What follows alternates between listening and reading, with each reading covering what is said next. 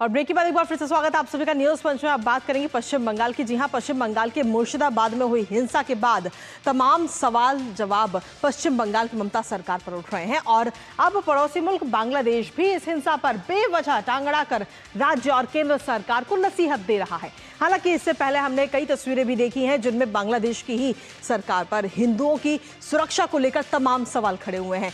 किस तरह वहां पर हिंदुओं पर अत्याचार हुआ, लेकिन सरकार अपनी चिंता ना करके भारत के मामले में नसीहत दे रही है। तो वहीं दूसरी तरफ आपको बता दें कि आज पश्चिम बंगाल के राज्यपाल मुर्शिदाबाद के लिए रवाना हो गए हैं और करेंगे इसको लेकर वहां के ताजा हालातों पर चर्चा। लेकिन उससे पहले आपको दिखाते हैं कि कैसे बांग्लादेश का बड़बोलापन सामने आया है। तो सबसे पहले आपको बता दें कि बांग्लादेश को अपने गिरेबान में झांकने की जरूरत है। मुर्शिदाबाद हिंसा पर बांग्लादेश का ये बड़बोलापन इस वक्त सामने आया है और नसीहत दी जा रही है राज्य सरकार और केंद्र सरकार को पश्चिम बंगाल के मामले को लेकर, और इस पर मुर्शिदाबाद हिंसा को मौके की तरह भुनाने का प्रयास इस वक्त किया जा रहा है।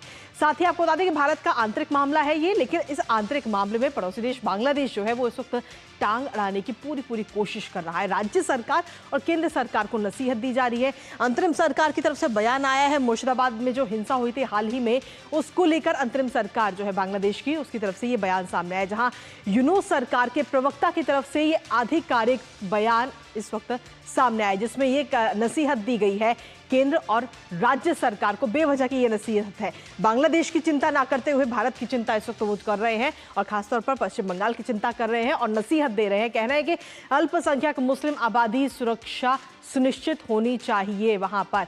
तो ये इस बात का जिक्र उन्होंने किया।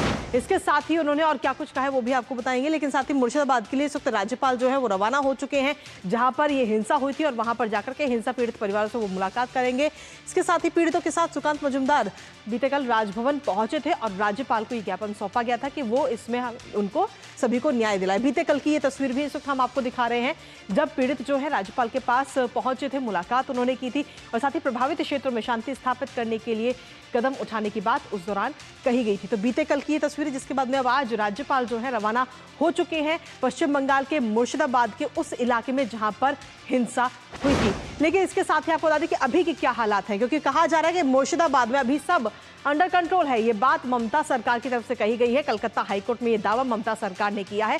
इसके साथ ही हिंसा रोकने के लिए कदम उठाए गए हैं, ये बात भी ममता सरकार की तरफ से कही गई है बीते कल हाईकोर्ट के अंदर।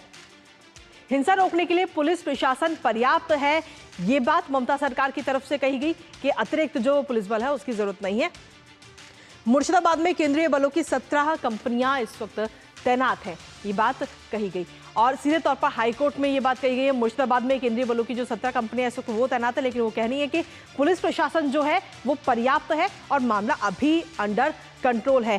लेकिन साथ ही कुछ प्रभावित परिवार पहले ही अपने घर लौट चुके हैं, इस बात का जिक्र भी उन्होंने कहा। लेकिन सच्चाई बिल्कुल इसके उलट कहीं ना कहीं नजर आती है, क्योंकि अभी भी इस वक्त काफी संख्या में जो लोग हैं वो इस वक्त मालदा में मौजूद हैं और मालदा में शरण लिए हुए हैं और अपने घर वापस लौटने के लिए अभी भी उनके अंदर कहीं ना कहीं एक डर इस वक्त नजर आ रहा है। लेकिन वहीं दूसरी तरफ ममता बनर्जी, यानी कि यूं कहे कि ममता सरकार कह रही है कि अभी सब स्थिति जो है वो अंडर कंट्रोल है। लेकिन अगर वाकई अंडर कंट्रोल स्थिति है तो पीड़ित परिवार आखिर क्यों अपने घरों पर वापस नहीं आ पा रहे। इसी के साथ चलिए अब अगली महत्वपूर्ण खबर का